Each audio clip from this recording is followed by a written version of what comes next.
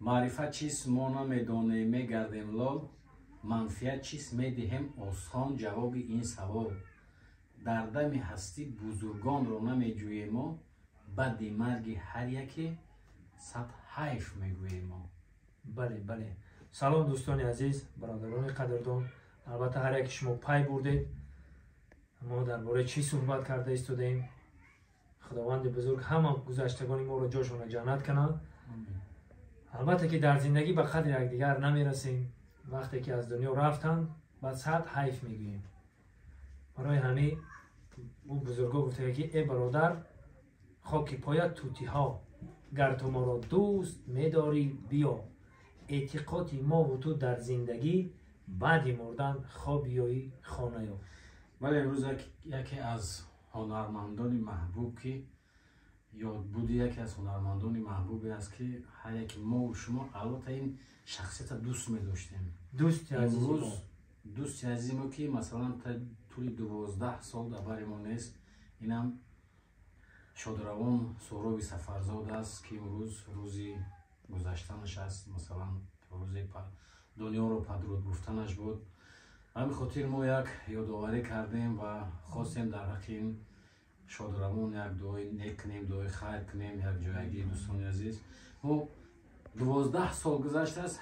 ما حتی نمیدونیم که همین برادر ما در بر ما نیست. ما تا حال دوستش می‌داریم. تا حال یعنی که همون شوخیاش بخی گوش زمزمه میکنه. همین خشدار دوم است که مرا همین میدان در میکرده که با روسی بگیم ژیروتکا وایرام یکم سونی بازی کردیم که فوتبال داره که سونی بازی خود میخورده میگفت که اون مرا با گنگاک میگفت که گنگاک دو ما که همون امیزمون بیار پس یعنی که سه مده امیز بود یک جای میخونیم.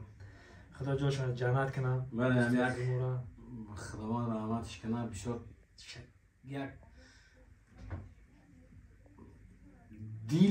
دل صاف بود. نه قدر خداوند رحمت مغفرتش کنه.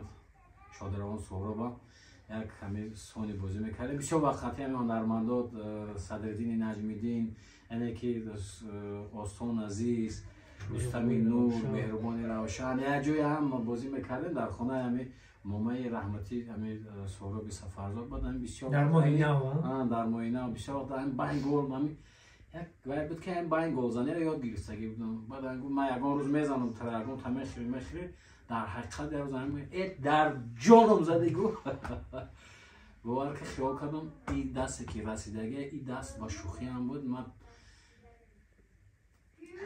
ما از بکروی در اینترنت یک چیز در نوارش تماشا کردم.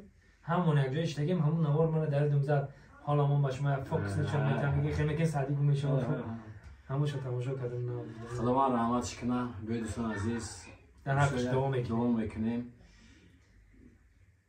صاف دل بچه بود. بچه‌ای که مثلا به همه یک بود. خداوند رحمتش کنه. بچه شوخ بود. بچه به حد خوب بود. خداوند رحمتش کنه. آدمی خوب بود. برای همه برادرای عزیز وقت غنیمت بدونیم. نمازکمون رو بخونیم برای راست خداوند بزرگ همون هدایت کنه. در حقش دعا میکنیم.